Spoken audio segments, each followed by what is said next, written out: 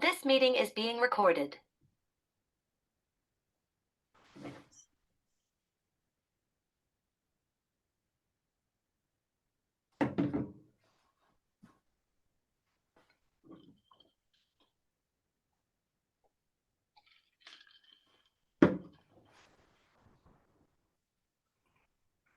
I cannot sit in silence. I'm like, good evening, everyone. Everyone joining. We're just waiting a minute for everybody to log in. We need to have that walk-up music, Becky. Yeah, when I've been on my A game, I have had some background music playing, and I was just most focused on the link working. That's the important parts, absolutely. Yeah. All right, still got some folks coming in. And I'm very nervous about being on mic coming up here soon when the Cubs start playing. So I gotta mute myself before my husband is heard through the wall. We'll let you know if you forget and we hear anybody cheering. So I think we're holding steady with our attendees. All right, so everyone who's here so far, welcome and thank you for joining us. We are going to be talking about financial aid and paying for college, and this year especially for the class of 2024, but also if you have current students in college who will need to do the FAFSA as well. There's going to be big changes this year. The biggest one being the release is not going to be until sometime in December. And thankfully, Jerry Sabrinsky, our speaker from Lake Forest, he's the vice president of financial aid over at Lake Forest College. He has some insider information and screenshots even that we haven't had access to. So we're in good hands. I'm going to let I'm Becky Bolito, by the way, and I'm the post-secondary counselor at Vernon Hills High School. Good evening, everyone. I'm Bianca Novacek, and I'm the college and career counselor at Carmel Catholic High School. And good evening from Libertyville High School. I'm Erin Murphy, post-secondary counselor. We did have one question already in the Q&A, which is a good reminder that we will be monitoring the Q&A tonight. So if you have questions, please put the questions in that Q&A area. We will not be using the chat. And we should have some time towards the end to take those questions. And this is being recorded, so you can look for all of us to share that recording within the next few days, at the latest a week from now. So I think having said that, Jerry, you're up. Wonderful. Thanks for inviting me, you guys. I enjoy doing this. A little more kind of introduction. I have been in the profession of financial aid and admissions in college for over 40 years. And I still love what I do. And I love sharing, the wacky and wonderful world of college costs and scholarships and paying for college, with you. I've got a lot of information that I'll share with you tonight. And as Becky alluded to, you will be one of the first audiences to see some of the screenshots of the new FAFSA form. We'll go into a whole lot more detail about that. But some of them, even in the financial aid office, a lot of my colleagues haven't even seen it. So it's exciting. It doesn't take much to excite us in a financial aid office, but getting these screenshots ahead of time, woo. But anyway, what I'll talk about, and Becky, Bianca, Erin, stop me if something technology isn't working, but what I want to make sure that we cover tonight is really when we talk about college and college costs, what families are actually paying out of pocket these days. And when we talk about financial aid, when we lapse into our language and our acronyms, kind of what we're talking about, the application for not only scholarships, but grants and student loans and work study and receiving financial aid offers from colleges, how to compare them, how to interpret them. Keeping in mind that deadlines are becoming more and more important throughout this process. So we're kind of moving away from priority deadlines to more drop dead dates, which we'll talk about. And there's a lot of help out there. Not only at your high schools, you've got three of the best resources, and I don't say it just because they're on this webinar with me, but really they are wonderful resources for the families, and they've got me as a resource. So if you pose a question to them and they don't have an answer, I love answering questions, even if family's not even remotely interested in Lake Forest College. Doesn't matter. I love answering questions. I love problem solving. So that said, the big conversation that I still have and that we see in the media, even these days is college affordable? And quite honestly, it's more affordable than it has ever been before. It doesn't make for a good media story. And certainly the headlines over the years, over the decades have been college education is pricing itself out of affordability for many families, or can it go on forever like this? And who's going to be able to afford it? That said, when we look at what families are actually paying out of pocket, 85% of all currently enrolled first year students are receiving some type of financial aid to help with college costs. 95% at private colleges, and even 100% at many private colleges, 80% at public institutions. And that's community colleges, that's flagship, universities.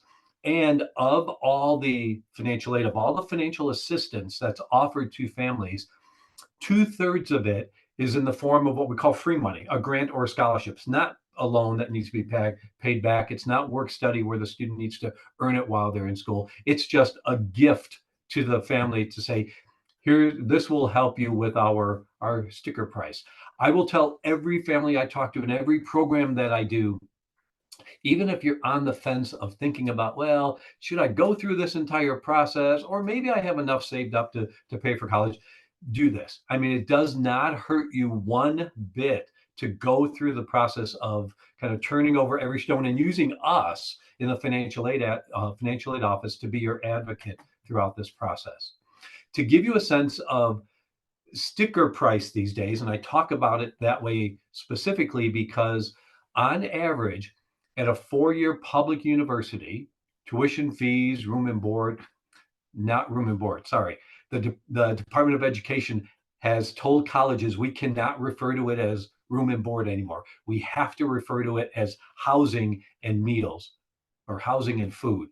And so the Department of Ed is actually going on colleges' websites and making sure that we don't say room and board. But that said, tuition, fees, housing, food at a public university, about $28,000. University of Illinois, Urbana-Champaign, over $40,000 this year. At private colleges, on average, about $58,000 all in cost, the sticker price. But there are over 1,000 colleges whose sticker price exceeds $60,000 a year. There are about 500 colleges whose sticker price exceeds $80,000 a year. But that's just kind of that sticker shock. 85% of families, 95% of families are not paying, $90,000, $80,000 or $28,000. And I think a good way to look at this, and kind of the conversations I have with a lot of families, is that it really is kind of like healthcare, maybe, or having a surgery. I had shoulder surgery a couple of months ago, and I didn't not have the surgery because the sticker price was like, I ended up being like $50,000, but rather I think I ended up paying like $1,800 out of pocket. And that's kind of the mentality, the way to look at college education. We have health insurance, we have financial aid to help you with that sticker price. I love this website, and I will always share this website with everybody I talk to, collegecost.ed.gov. Every one of these pictures is a link to another website. There's a couple on here that I use all the time. The first one is the College Navigator. It gives you a really nice upfront sense of what a college is all about, where they're located, what type of college they are. And I've got a couple screenshots I'll share with you in just a few seconds as well. All different kinds of categories of what a college offers. The other kind of the bookend to this is the college scorecard. where you get a sense of how well colleges are performing, how well they're holding up to their marketing, materials, what their graduation rates are, and their earnings potential and placement rates. Here's just a screenshot. Of course, I use Lake Forest College of College Navigator. I go into this website all the time when I'm talking to a family and they ask me questions of, or if I'm just curious myself of another college, kind of where they're located, what type of school they are. Every one of those categories on the bottom, you can drill down into much, much, much more detailed information, from just general information to financial aid to what their enrollments are like, what kind of varsity sports teams they have, what kind of public safety reports they provide. The scorecard, again, piggybacks on that, so you get a good sense of what a college has to offer. The scorecard tells you how well they are offering it. Not only a lot of overlap between the data with costs and average amount of financial aid, average amount of student loans borrowed, but also kind of employment earnings and graduation rates and placement rates into graduate school and medical school and law school.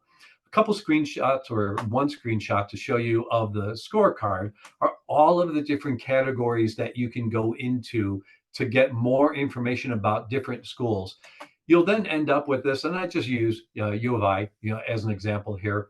This is kind of what you'll see with kind of the snapshot of the college. They have an 86% graduation rate, which, and if you click on those little eyes, in the circle there, you'll see what the definition of graduation rate is. And nowadays, the graduation rate is based on a 6-year graduation rate. It used to be 5. It was just changed to a 6-year graduation rate.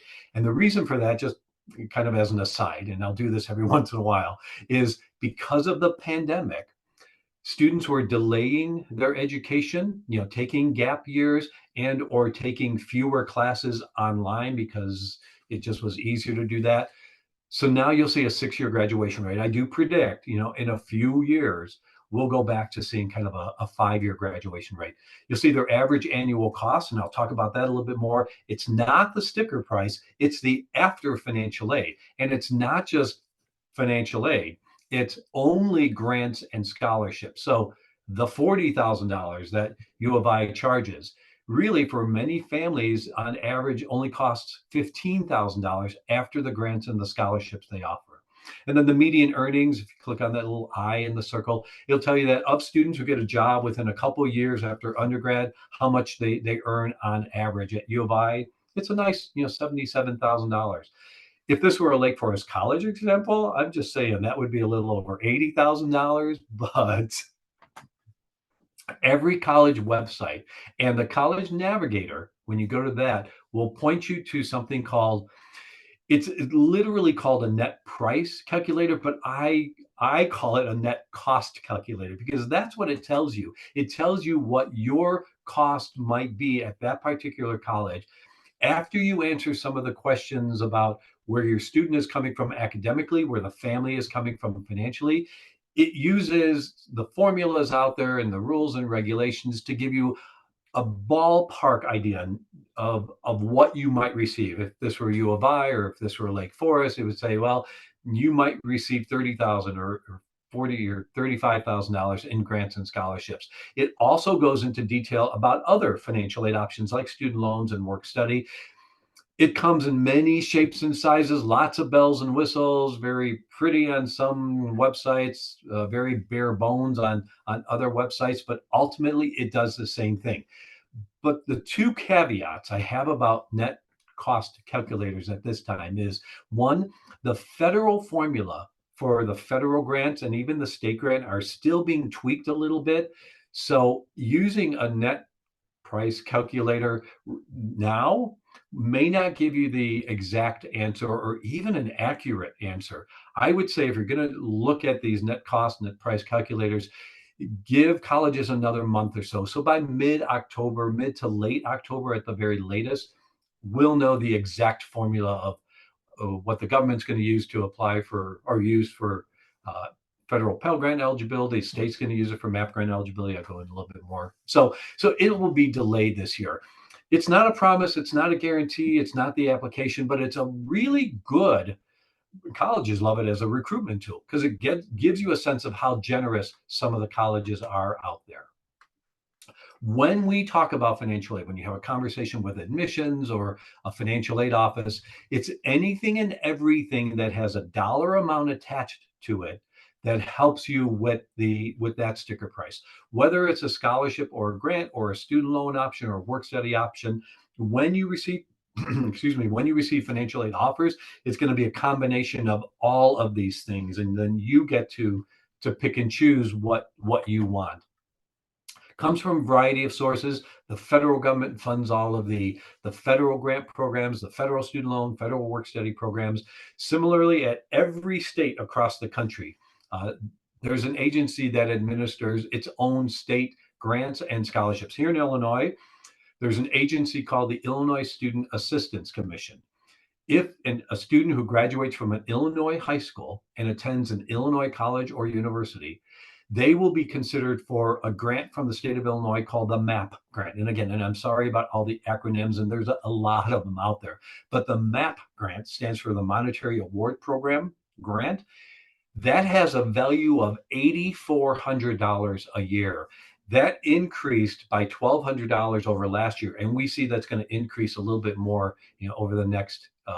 It's going to increase for sure, for next year.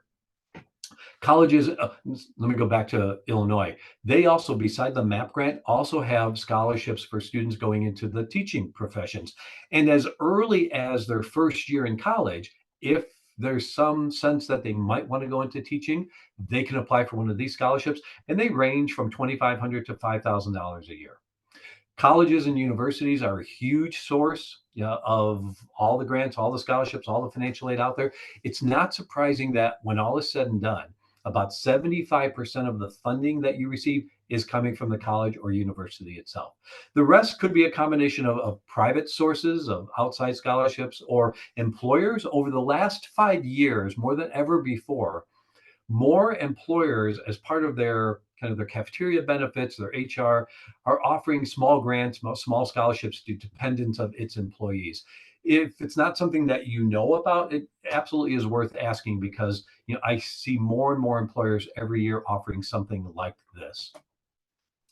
The very first thing that any student is considered for is a scholarship. It's the free money. And it can be merit-based, or talent-based, which I'll talk about, and it comes from the college as well as some of the outside foundations. I am passionate about students applying for scholarships from outside providers, because really, truly, it's a win-win situation. When all is said and done, anything that the student brings into the mix only helps them with their total financial aid. It reduces your out of pocket, maybe their reliance on student loans or the work study program.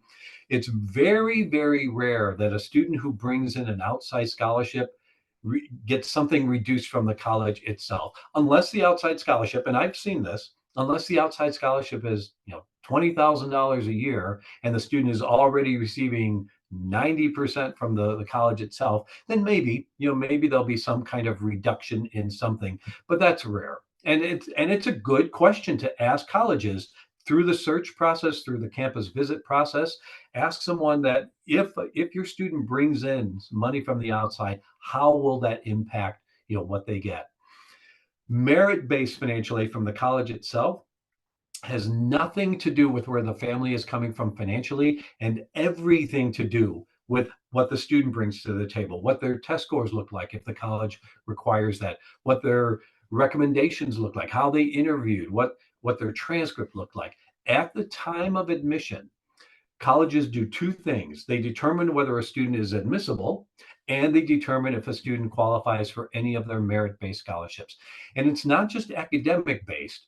Again, more and more over the last 10 years, there are more talent-based scholarships. So colleges are looking at a student's involvement in social justice activities or green initiatives, or how well they write, or if they were a leader, in high school, and will recognize that talent in addition to any kind of academic merit that they have on their application. So again, another good question.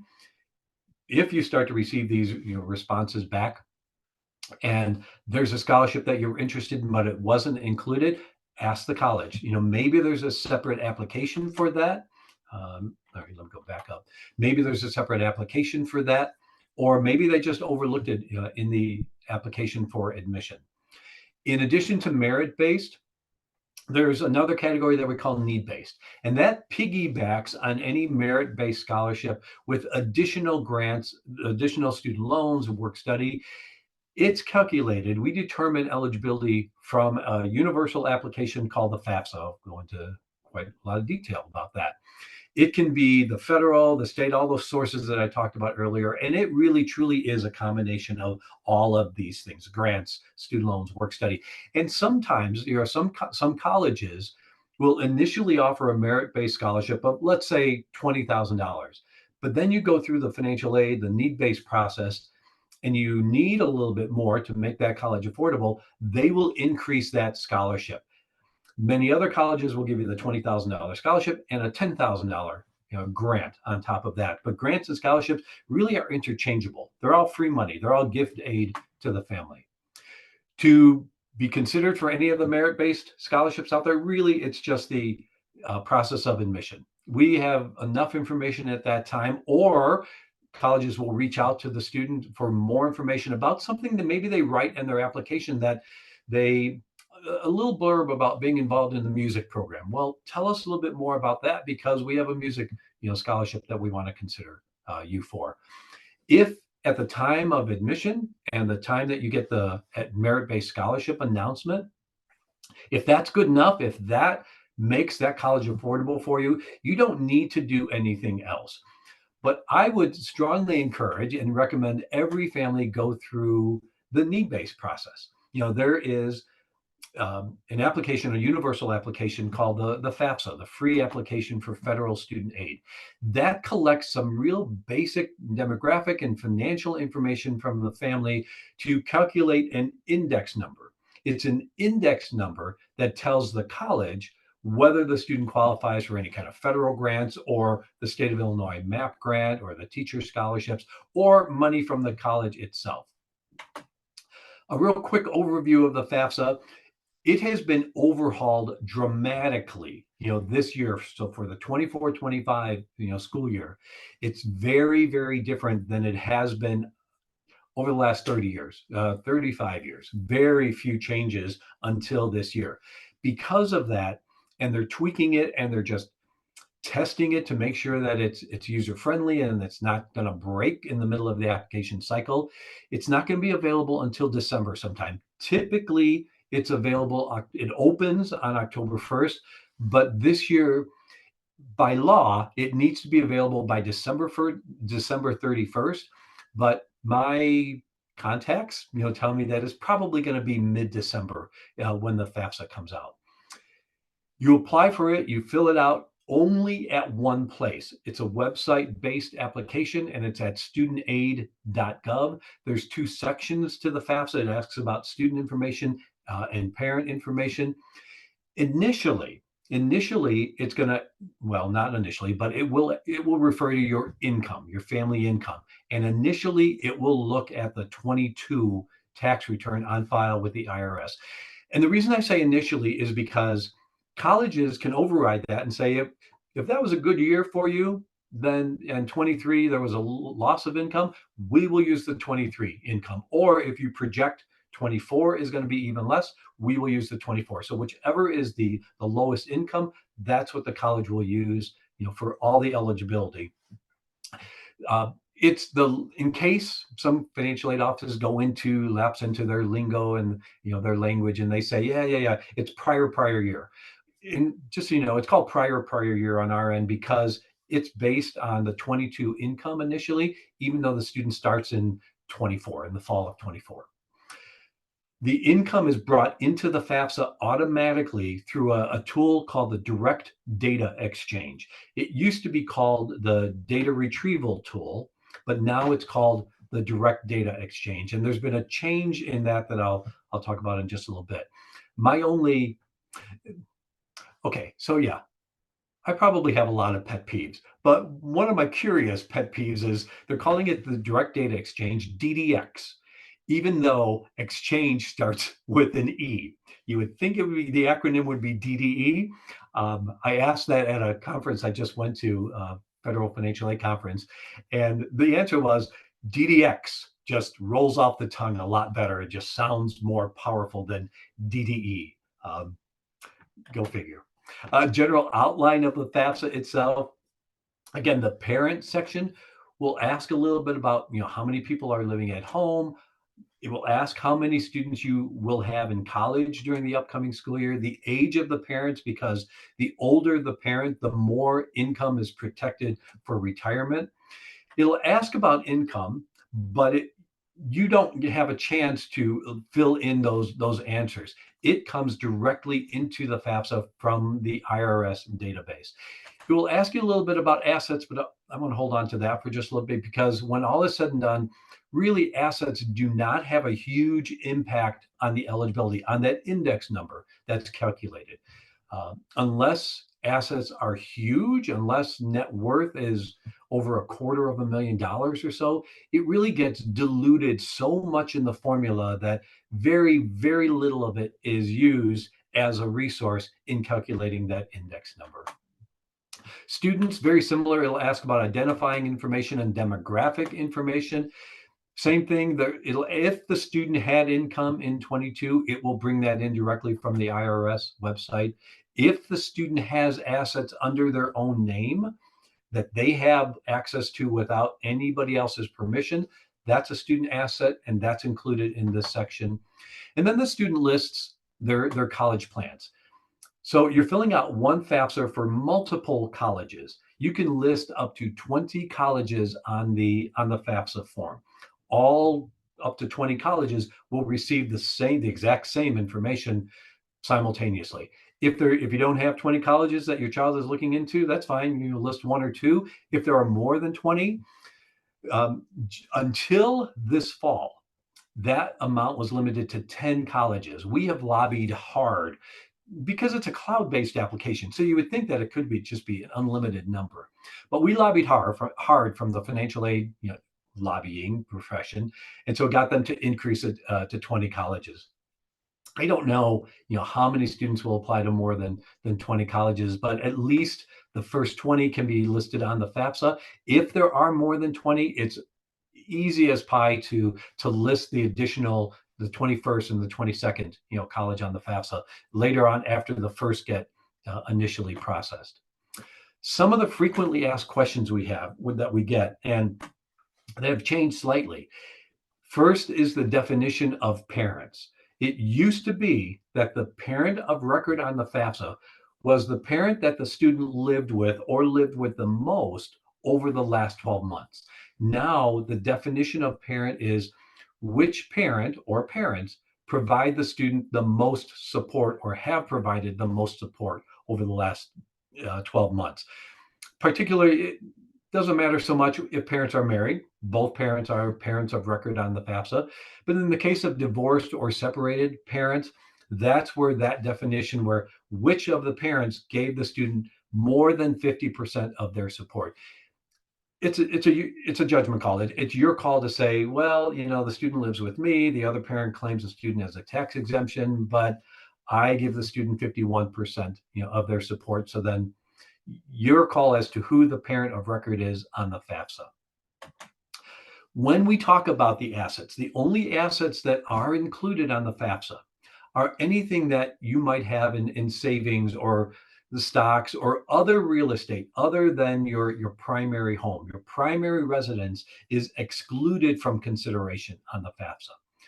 529 plans, those education savings plans, only if they are opened and owned by the parents are they included on the FAFSA. If they were opened by a grandparent or a family member, they're not of asset on the FAFSA.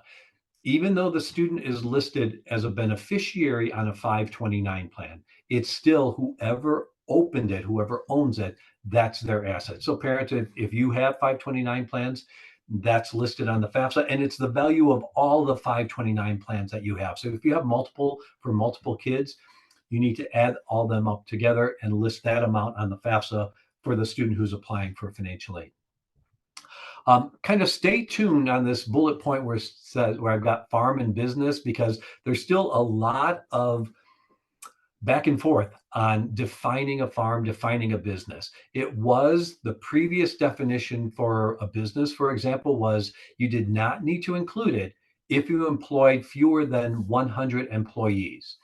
Now, if you have a business, kind of calling it kind of brick and mortar business, then you may need to include it depending on what kind of business it is. We don't have the exact definition of that yet, even. Honestly, because we are lobbying hard to make it much easier for families to go back to that previous definition. For farm, same thing. Not that I think that affects very many of us, but the language that the Department of Ed is using currently is, if you materially participate in the farm, then that is your asset, and you need to list the value of your livestock, your crops, your equipment, but not if you live on the farm. Then you don't have to list the primary residence. So much gray area, so nebulous right now, that just kind of stay tuned for that. We should know something about that, hopefully well before December, before the FAFSA comes out. Assets that are not included, that are totally ignored on the FAFSA, are home equity. So your primary residence, you do not need to list that. The value of retirement accounts, you do not list the value of that. Any life insurance policies or annuities. But then I go back to, unless, of the assets that are included, unless the value of 529 plans or the equity on other real estate, unless that exceeds $250,000 or more, it really does not impact the bottom line much at all. You're also filling out one FAFSA per student.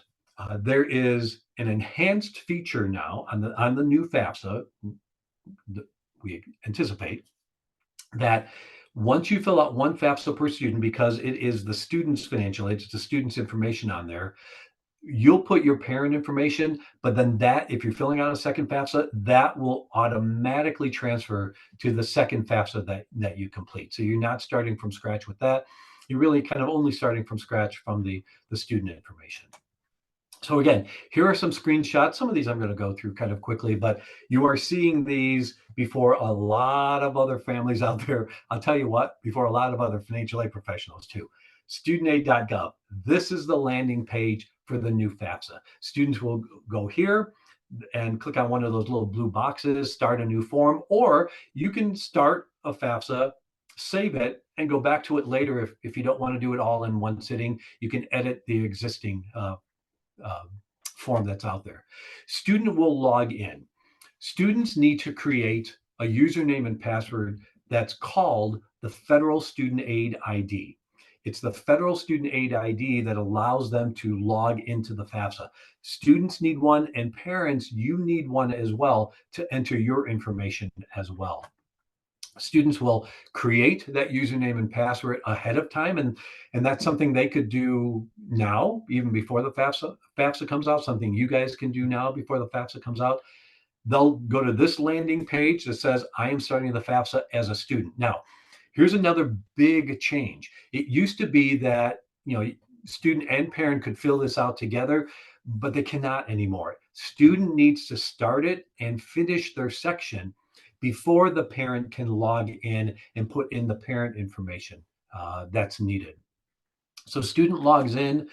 There's some, 4 little screens, that little video, first little video that says, why a FAFSA form? Why are you filling this out? Why is it a requirement in Illinois at public high schools to complete a FAFSA? Why do colleges require it or strongly encourage you to fill it out? It's because it's the only way for a student to be considered for any of the federal or state, or for many colleges, anything from the colleges themselves that fall under that umbrella of need-based financial aid.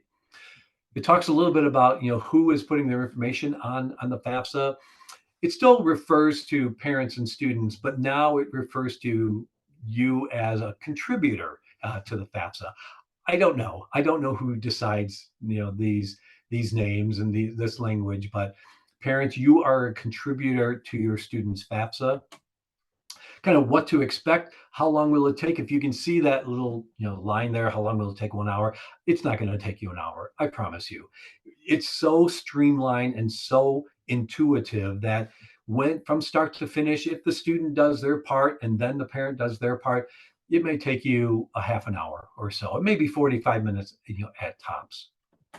And then what happens after you submit the FAFSA form, after it's completed? It takes a few days for it to be processed by the federal government before the results are released to the colleges that we draw them down. Students will get a confirmation page saying the FAFSA has been completed. Never, ever, ever in the history of the FAFSA have I seen data lost after the student gets their confirmation page. It's a very secure site. There's never been a data breach, knock wood. There's never been a data breach, never been a loss of data or identity theft or anything like that. So once the student finishes this and get their confirmation, you can be rest assured that the college will receive the results of this. And then many of the colleges will communicate with the family and the student saying, hey, we just got your FAFSA results. Here's your next step, or give us some time to figure out your eligibility. And lots of communication will come from the college, after that point.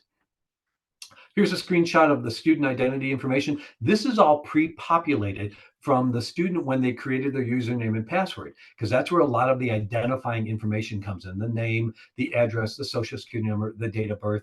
When they get to this section, they will be able to change any of this. If they look at their email address, say, oh no, I meant to put this one, or I misspelled, Gmail, which I do all the time. I'm way too fast, and my fingers are way too fat for typing. But their cell phone number, they can change it at this point.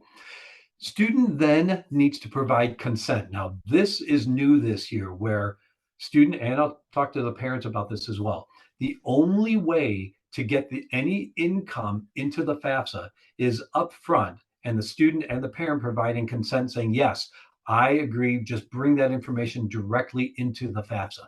If a student does not consent to this, or a parent does not consent, the FAFSA will not be processed. It will just stop. Student will never be considered for any kind of federal or state, or from any of the colleges, any of the college financial aid as well. So this new consent feature is very, very important. So the student says, yes, I approve, I consent to bring my information, if there is any, into the FAFSA form. The student then needs to tell the FAFSA, needs to tell the Department of Ed, federal student aid programs, what other information is going to be provided on the FAFSA. So basically it says, tell us a little bit about your parent. If a student is considered dependent, and to be dependent, they're under 24 years of age, or they're just an undergrad, they're not a graduate student, they're not married, they don't have their own kids, they're considered dependent. And so parent information is required, either the biological or the adopted parent on here. So here is where, even though the student needs to fill in their section separately, here's where you hover, behind them, because they will answer the questions about the parents to invite you to fill out the FAFSA form. It's going to ask for the parent's social security number and the email address, something that the student may not necessarily have. So this is where they would enter that. I'll show you in just a little bit. You will get an invitation to contribute to the FAFSA form as a contributor. Student plugs your information in here, and then they're routed to the section about colleges. The only way for a college to receive the FAFSA results is if a student lists it on the FAFSA as a recipient. Every college has a unique 6-digit code, which is called the Federal School ID, but it's referred to as the FAFSA code. It's a 6-digit code that they would list on the FAFSA, saying, I want this information sent to that particular school. It's particularly important for some of the larger systems, like Wisconsin, for example. Madison has a different FAFSA code than Milwaukee, than Whitewater, than La Crosse. Lake Forest College, our FAFSA code is 001706 as an example. Or if you wanted to jot that down, I'm just saying 001706. If you were to put that one on the FAFSA, that would be the only way that we would be notified that the student has listed us, and that we would need to draw down that information electronically. The student can search for, for the FAFSA code, the different FAFSA codes in a lot of different ways. One of the very first things the college will tell them on their financial aid website is what their FAFSA code is. Or the student can search when they're in the FAFSA itself, putting in the name of the school, partial name, kind of where it might be located, partial location. It will then bring up, okay, did you mean Rice University in Burlington, California? Or did you mean Rice University down in Texas? The student gets to select these colleges then, and these are the colleges that will receive all the results of the FAFSA pretty much simultaneously. Student signs it electronically, their username and password, that federal student aid ID that they created, that's their electronic signature. We don't see it on this, and I'm sorry, but there's just a tiny little box at the bottom that the student checks, says, yes, I agree to sign this electronically. It's submitted and the student section is complete. Important to note here, the student will get a confirmation that the student section is complete, but literally says you're almost there, but you're not quite there. We need parent information. So then parents, you receive an email. It may or may not look like this, but this is just an example of the email that you'll get saying, hey, your student filled out a FAFSA. You were invited to be a contributor. There'll be a link on this page that will take you directly into the FAFSA, or you can go to the studentaid.gov. If you were to do that, you would then log in as the parent. You'll also need to have created your own federal student aid ID, your username and password, before you can log in. If parents are married, only one parent needs to enter their federal student aid ID. They kind of think of it as they're the data entry operator for both parents, but it's only one parent who needs to log in. If parents are divorced or separated, then it's that parent of record who logs into the FAFSA. You'll log in, you'll kind of see this, take to this My Activity page. It basically says, hey, you were invited to be a contributor to your student's FAFSA form. Here's where you will provide consent, saying, yes, I know some income questions are going to be asked for on the FAFSA.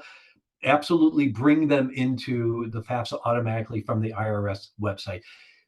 Again, if you do not provide consent, the FAFSA just stops. It does not get processed. Student never gets considered for eligibility for a federal, state, or for many colleges, their financial aid. It'll ask a little bit about your demographics, even though you've put in a lot of your identifying information when you created that username and password yourself. This will just ask a few questions like your marital status, just to confirm that. College students, who will be who are in your household, and your legal residence. You'll list your marital status here. Here's where you would list your family size. It used to be called household size. Now it's called family size. Initially, and this is important too, initially, because the IRS is populating the FAFSA for you automatically, the FAFSA initially will base your family size on the number of tax exemptions that you have. But here you get the opportunity to say, no, that's wrong.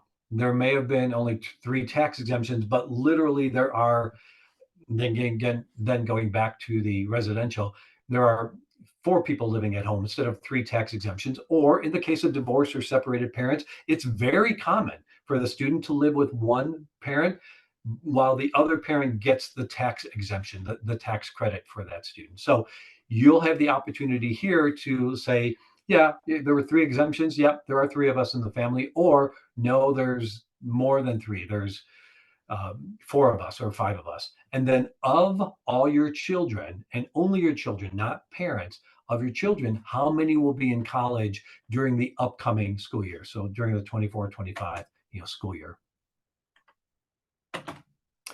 It will then say, okay, we're just going to ask you like a couple questions about your finances because you provided consent. We're going to bring this in automatically.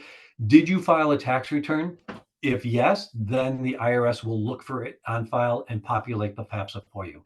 If no, if you didn't file a tax return, not that maybe you didn't earn enough or you're just not eligible to file a tax return for whatever reason, then you will get to the page saying, fine, there won't be any direct data exchange because there is nothing that exists on the IRS website.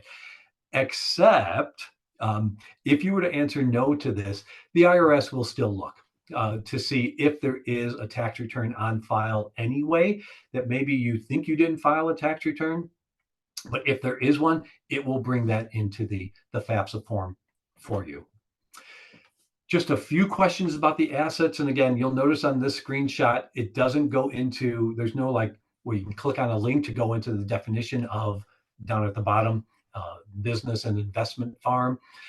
But the other thing on here, the change, annual child support received, that's a big one because it used to be if you received child support for younger kids, that was considered income. Now it's considered an asset, which is a good thing because, again, assets get diluted greatly. So none, if any of it, is taken into consideration. It'll ask you about, how much you might have in, literally the line item says cash, savings, and checking accounts. Cash, I mean, you check your pockets. At Lake Forest, we get paid once a month on the first of the month. Toward the end of the month, it's amazing how many people are brown bagging it. But the purpose of this line, this question, is not so much what you have in cash or checking right now, but it's what is not going to be used for everyday living expenses. It's, what do you have set aside that you can use to pay for college expenses? Same thing with the investments down at that very last one. That's where you would list the value of 529 plans or other real estate that you might have, the equity that you have on the other real estate. Parents, here's where you will sign this, and here you can see that, if you can, that little box at the very bottom saying, yep, I agree to sign this electronically. In the middle there, words, saying this is true and complete to the best of my knowledge. Upon submitting the FAFSA form, signing it electronically, you will then get this final confirmation page. So different than the student's confirmation page, this one says, congratulations, the FAFSA form is completed. And then what happens next, an email will be sent to confirm that. Like we get a lot of emails, after we submit something. And then the schools will start to communicate with the family in a whole lot more greater detail about next steps and what to expect from this point. But the FAFSA is really cut and dry. What was your income? How many people living at home? Period. End of story. You can't color outside the lines or stream of consciousness, but special circumstances absolutely matter greatly in this process. So if the 22 income was one way, but 23 is going to be less, we're going to use the 23. If you had health care expenses or private school tuition or lots of other, and I'll get to this in just a second, we will take a lot of additional information into consideration. It's not that we're being nosy or intrusive, but in the world of financial aid, there's no such thing as TMI, too much, well, maybe sometimes too much information, but really no. We want to know anything and everything that is happening in your life that is going to impact your cash flow, impact your ability to pay for college costs. Lots of different categories that colleges can take into consideration that the FAFSA does not: loss of employment, dependent care, private school tuition, a change in marital status, healthcare expenses, or kind of a catch-all, category of unusual, maybe one-time expenses like emergency home repair or funeral expenses or car repair, all sorts of different things that a college will address, saying, if you have these, let us know. We will take them into consideration before we make the final determination. There's a couple different ways that a college will collect this additional information. There are about 400 colleges that require the College Scholarship Service Financial Aid Profile form. It's a supplemental application out there that asks everything the FAFSA does and a whole lot more. Here's where you can go into detail about what else is going on in your life. If the college doesn't require the profile, it'll have its own application for financial aid, or at least standalone forms that if you have a conversation with someone in the financial aid office saying, my income is going to be less, or I paid, $20,000 in healthcare, they will direct you to their standalone form saying, great, tell us a little bit more about it. We will take that into consideration. One thing about the profile before I go to the next slide is about 400 colleges require it this year. But because the profile opens October 1st, a few more colleges are going to start to use the profile as an early estimator of financial aid eligibility well before, months before the FAFSA comes out. Again, the profile does everything the FAFSA does plus a whole lot more, but to be eligible to finalize anything that is estimated in terms of federal or state grant eligibility, you'll still need to do the FAFSA. You don't need to do the profile. Just want to clarify. If a college doesn't require the profile, do not do it because they're not set up to receive the results. And the profile actually does cost a little bit of money to have it sent to a college. If you're adding a college that doesn't use it or can't use it, you're just wasting your money. The other nice feature about the profile is now it is free to families whose income is under $100,000 a year. So like the free FAFSA, the profile will be free to certain families. The screenshot of the profile, I show you this because this would be the landing page if you are filling out the profile, but also on here, I like at the lower left-hand corner, there's a link here where you can check to see which schools absolutely require it or strongly encourage you to fill this out. We'll be on there, this year and in previous years, we used the profile just for our international students. Now we're going to be using it this fall for any of our early decision or early action admission application students, where it gives us a chance to get an early estimate out to the family well before the FAFSA opens. The website, and you've got this, I know, on your high school's college websites as well. It's a CSS profile at the College Board. It's a College Board product, collegeboard.org. It's a pretty comprehensive application, so it may ask you a lot of information, but there are some colleges who now qualify, Lake Forest College, for example, now qualify for a profile version called the Profile Lite. So for our early applicants, you don't need to fill out all of the profile questions. This will direct you automatically to a much easier profile form. The universal philosophy, what's happening in a financial aid office, kind of behind the scenes, is that this truly is a partnership. We are all in this together. We're doing everything that we possibly can to make our education, our institution affordable to a family. But we also look at students and parents as kind of being the primary partners and just being able to do what you can to the extent that you can do it. We're not making judgment calls. We're not doing a cash flow analysis. We're using, formulas that we must use to get a sense of where a family is coming from appropriately and what we think they can afford without breaking the bank, basically. Lots of formulas that we have to use, but again, get on my little soapbox about special circumstances can and really do matter in this process. It's amazing how many times that needle will move to the better when you tell us there's something else going on. Never will it hurt you to fill out a special circumstance form. It will only help to move that needle for more eligibility. Throughout this process, communication is vital. It's important that you know what you need to do, when you need to do it. And so a really good question to ask schools is, how will you specifically as a parent stay in the loop? Because a lot of colleges will only communicate with the student, for FERPA reasons, for privacy issues, and hope that the student shares that information with the parent. And the primary means of communication is email, even though we know students are not checking their email nearly as much as we check our email hundreds of times a day.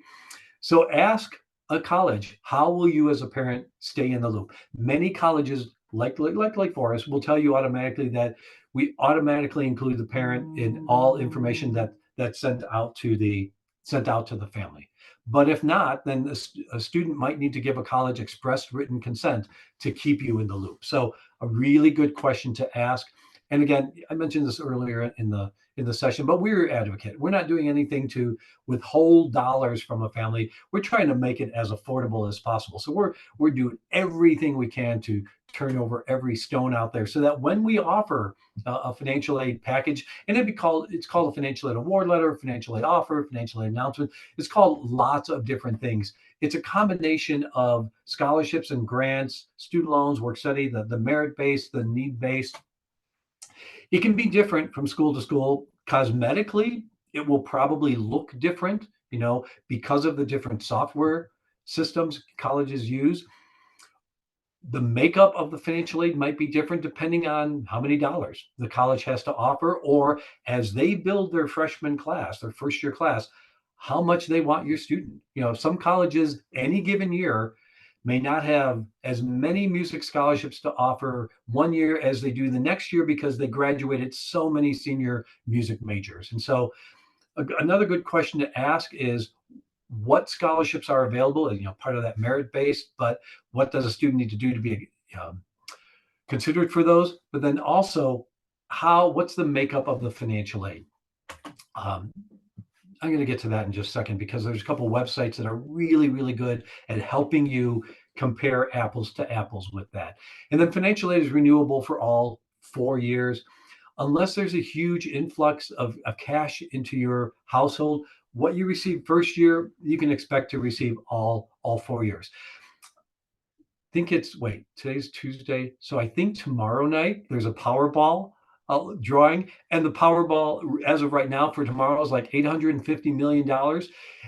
It is amazing how many jackpots have been close to $1 billion. Of course I'm going to play because, I have to. If I am that one winner, or if you are that one winner of $800 or $900 million, in subsequent years, you may not get as much need-based financial aid from the college as you did the first year or pre-jackpot, winnings. But it takes something that extreme to really not expect to receive the same for all 4 years. But in terms of the Powerball, I don't think you should play. I'm just going to play, but I don't think you should. Maybe it'll increase my chances. There is a proposal for a common financial aid award letter, which would make it so much easier to compare apples to apples. It looks like this. Here's another aside, maybe a little editorial comment. At a financial aid conference, someone got up and said, because the Department of Ed said it has to be exactly like this. Someone got up and said, well, can we at least use our school colors on this? And the Department of Ed said, no, that'll just confuse families. Like, really? Colleges are going to kind of doing an end around that. And so you will see maybe this format from some colleges, maybe not this exact format, but the essence of an award letter will be the same. It will tell you what the costs are, not only the direct, what shows up on the tuition bill, but kind of indirect costs, what students pay for transportation or laundry or travel or miscellaneous meals on the weekend. It will then break out all of just the gift aid, the grants and the scholarships. The difference, literally the definition of net cost or net price, is the cost minus just the gift aid. So it'll tell you what your net cost is after just the free money, but then go into detail about student loan options and work study options for the student, other options for the parents. There are federal parent loans out there. There are payment plans that colleges offer. Here's also where the colleges have a chance to kind of toot their own horn. The whole ROI, return on investment, kind of what that scorecard told you earlier. Here's colleges that using the award letter saying, it's going to cost you this much, but this is why it's worth it. This is why it's a great investment. Our graduation rate is phenomenal. Our student loan default rate is next to nothing. Our students earn $80,000, after just a couple of years, or there's 100% graduation, 100% placement rate into graduate school. So you'll see a lot of the same consumer disclosure information on the award letter as you may have if you looked at the college scorecard, earlier in the process. Here are the kind of a couple comparison tools online.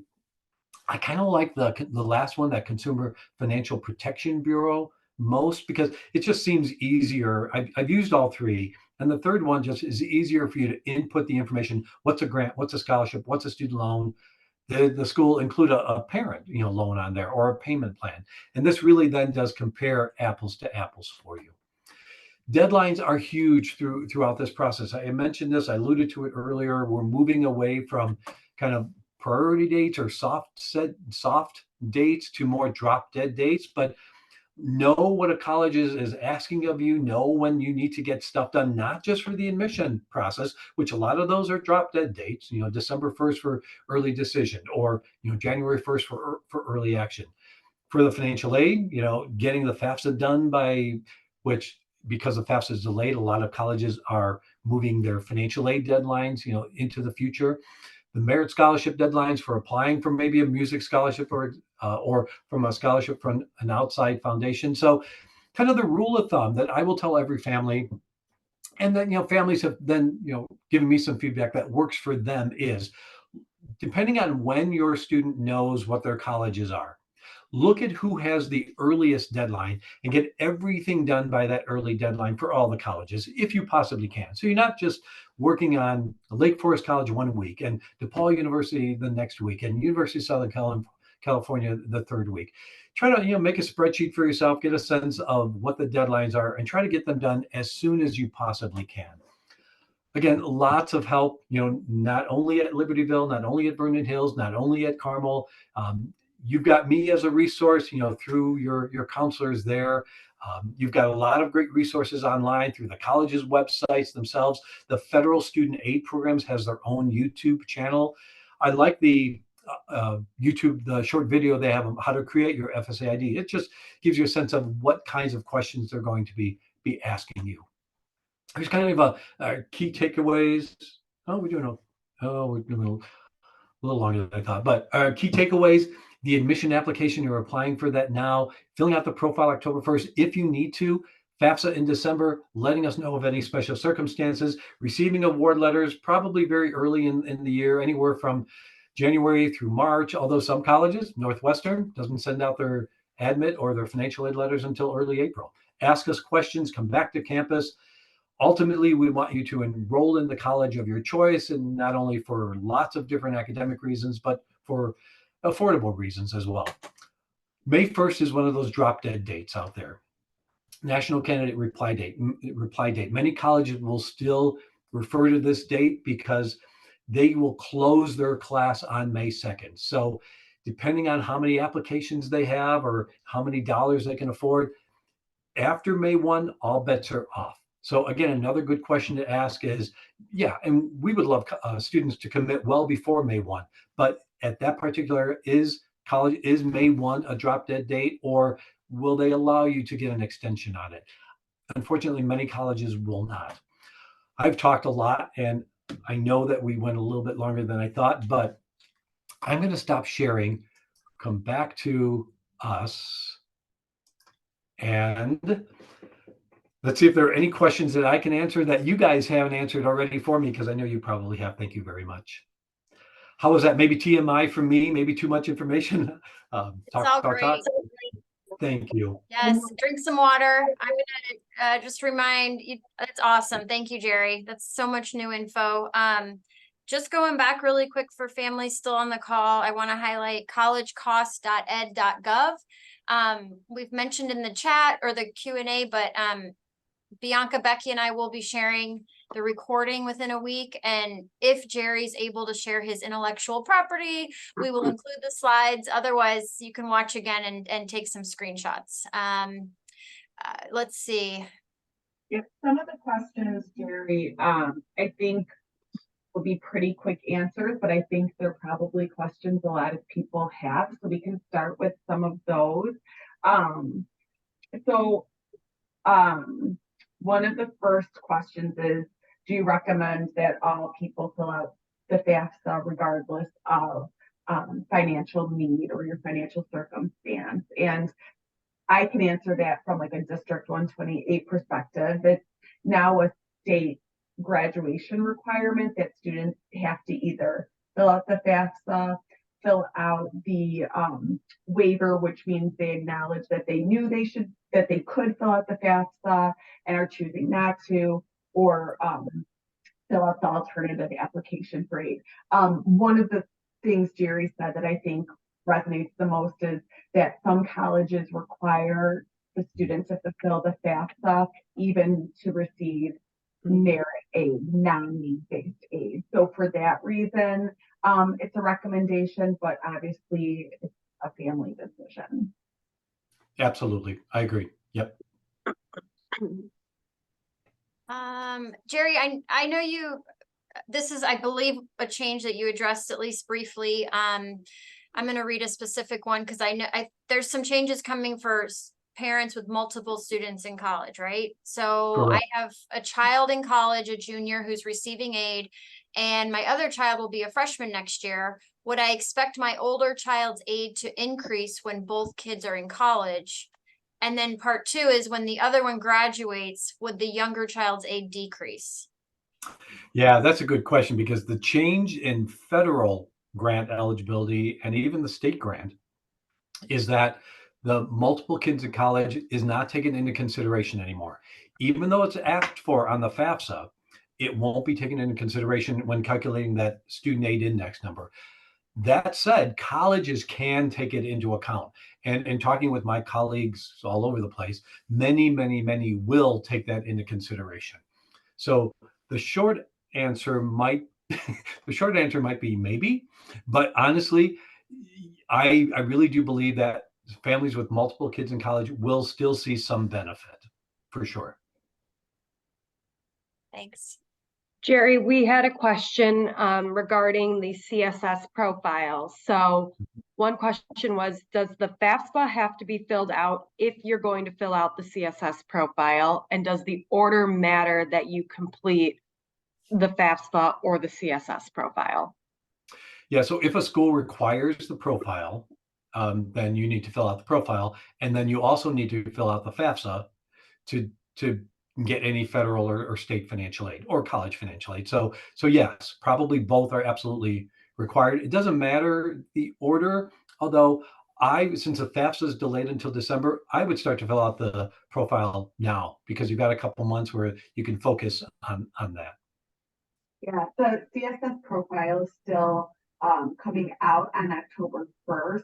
So that's something that some colleges are actually opting back into using in order for this year to be able to get some of that information from families before the FAFSA is even available. So if a college requires it, you're going to have to do it, and it would only benefit you to do it sooner as opposed to later. Absolutely. We've got another one that I think is great to hit on. How do you let the financial aid office know about special circumstances? Quickly, just to let Jerry drink a little more water. You know, individual outreach is going to be essential in that case. And I think any and every opportunity that counselors and Jerry and I have to share with families, financial aid offices are there for you to help you through this. So please don't hesitate to reach out. And I'll go so far, and Jerry, you can, you know, Yeah. support this or say what, but like I always say, pay attention to how you're kind of cared for and processed when reaching out for this help. Because that's always part of how your student will be cared for. But that office is there for you. Yep. Another quick question, financial aid package, when is it presented to students and families? Is it with the acceptance letter? We wish, but financial aid offices are going to be scrambling and deserving all the gift cards and thanks this spring as they race to get packages together for March, April. What are you saying, Jerry? Yeah, I say from what I hear, many colleges, we're going to scramble this year more than we ever did before, but we're going to try to get stuff done in February and March at most colleges.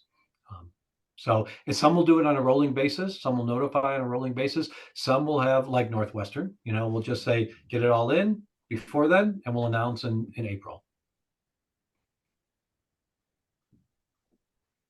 Another question going off of the CSS profile again. How do I find out if the student's school requires the CSS profile? Either go to the college's website, because they'll tell you on the financial aid page what they require, or go to the CSS profile website and click on that link in the lower left-hand corner, and that'll tell you which schools require it. Yeah, you can Google CSS profile schools, and the first thing that pops up on Google at least is the list of participating institutions. So Yeah. good one, stop, please. Another couple of questions, I may have lost count, but of course, one of the most frequent questions that I receive is how to handle situations where families have divorced parents. And so I think looking for a little clarification on who, when parents are divorced, who is responsible, because that is a change with the new FAFSA. If you could start with that. And then is it just the one person who's filling it out? So if parents are divorced or separated, then whichever parent gives the student the most support. And again, that's your call, parents. I mean, you have to decide that. No, honestly, no one's gonna check. I mean, it's based on, you signing the form saying, yeah, this is true and complete to the best of my knowledge. So parents decide which parent gave the student the most support.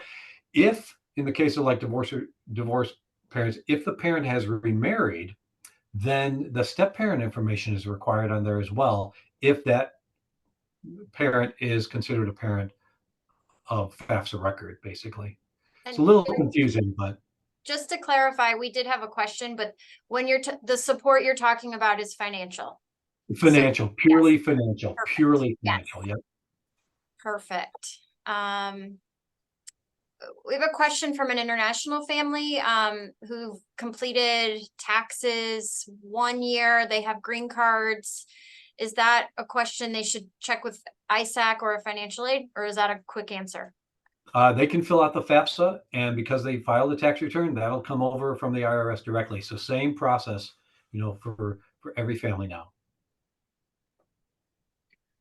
We have a question regarding investment accounts. So we have a family asking, are investment accounts, IRAs, mutual funds, etc., included in assets?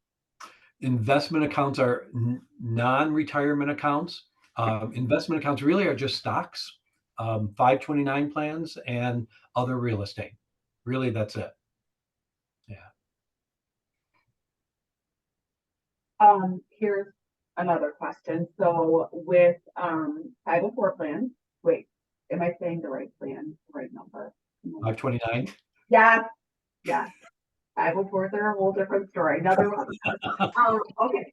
So with 529 plans, obviously, like, you might have a lot in there the first year, and that could quickly become depleted when you're going around to filling out the FAFSA for your child's second year, let's say. Does that, will that impact the aid potentially that students receive when that number goes down? Yeah. So every year when a family completes the FAFSA, it's updating the information. So let's say you started off with $100,000 in a 529 plan, you use 25,000 of it, then on the next FAFSA, you're only going to report 75,000, which then helps increase the eligibility.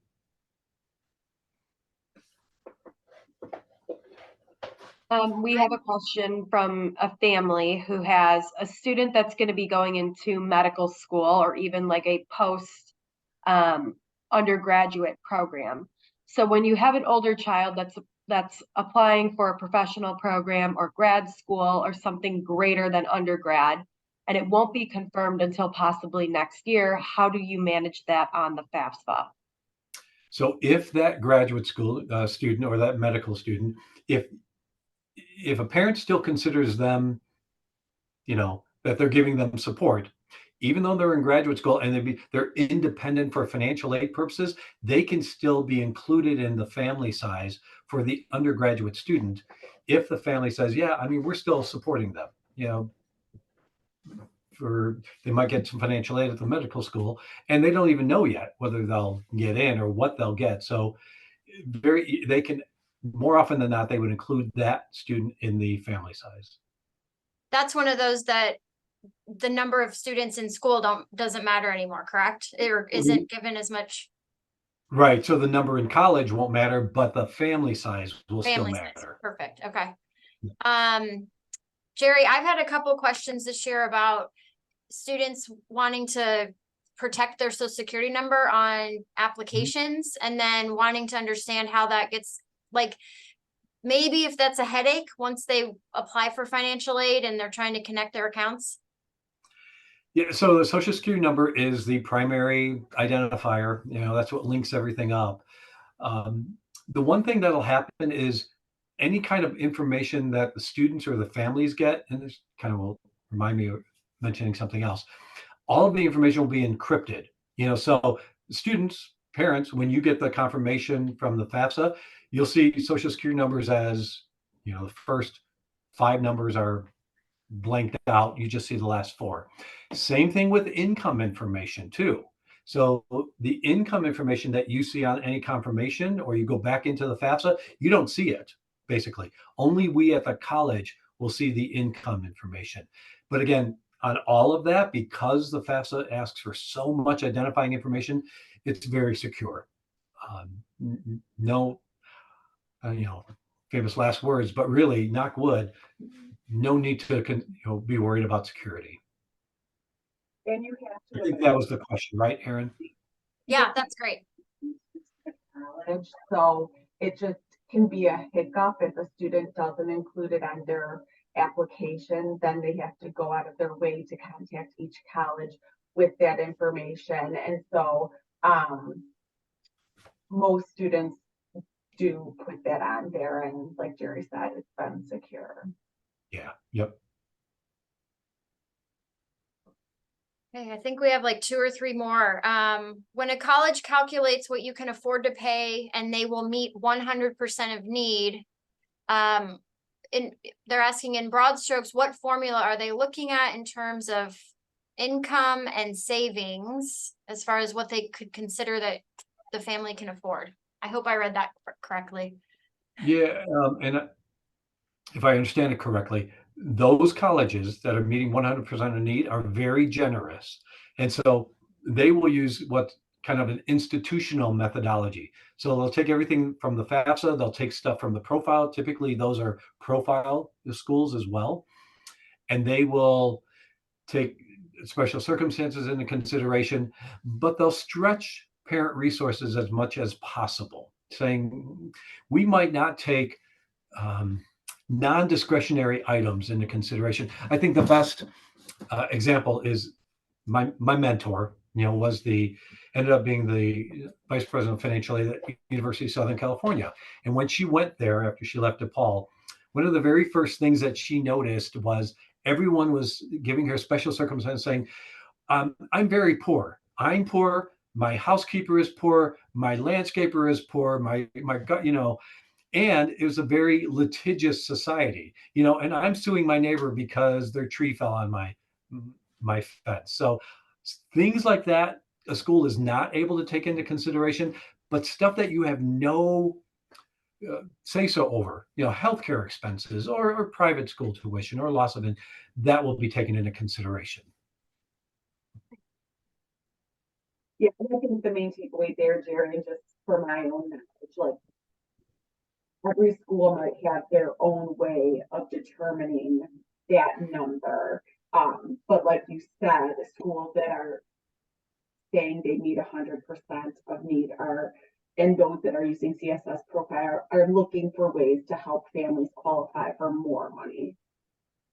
Okay, thank you. Absolutely. Yep.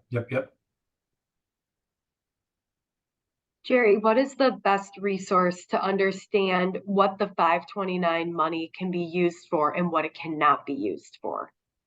Yeah, there's a really good website called savingforcollege.com. Savingforcollege.com. That is a great website that goes into detail about 529 plans, for example, and what the different ones are and what they can be used for and how to access them. In a nutshell, what happens is whatever money a family has on a 529 plan, and it can be anything from, like in Illinois, there's the prepaid tuition plan, so it's based on University of Illinois tuition, or Bright Start, which is just like a savings plan.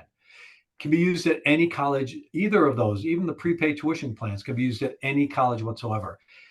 Any 529 plans, any tuition savings plans can be used for any educational expenses, tuition, fees, books, anything that's healthcare, travel, kind of, but really mostly it's anything that shows up on a tuition bill. That is what the 529 plan can help cover. Jerry, how about is there net worth, where you don't recommend filling out the FAFSA. And part 2 is how does early decision apply to the FAFSA? Quickly, the early decision deadlines are going to be due before the FAFSA even opens this year. So you're going to find a lot of early decision schools relying on the CSS profile, which we've mentioned. And I don't know, I think all of us this year for early decision applicants, we're really, really recommending that you have a conversation with that financial aid department, do the net price calculator, all the due diligence before you sign off on that ED agreement. Mhm. I was just doing a little quick math here. Kind of, when all is said and done, and a good rule of thumb is whatever you have in savings, whatever your net worth ends up being, about 7% of that is used as a resource. So you could have $500,000, and of $500,000, $35,000 of that, the college will say, you can afford $35,000 out of that $500,000. So that's how generous it is and how diluted it is. So That is one of the most amazing facts I've ever heard about financial aid. Thank you. you're welcome. That's like so perfectly concise. Yeah. All right. Looks like we have one last question.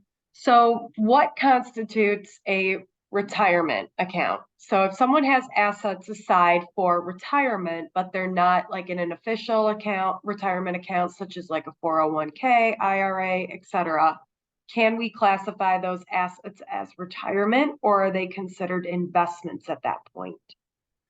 They are considered investments unless you talk to the college and the individual college saying, I don't have a bona fide retirement account. I don't have TIAA CREF or a 401, a 401k or, a Roth IRA. I don't have that.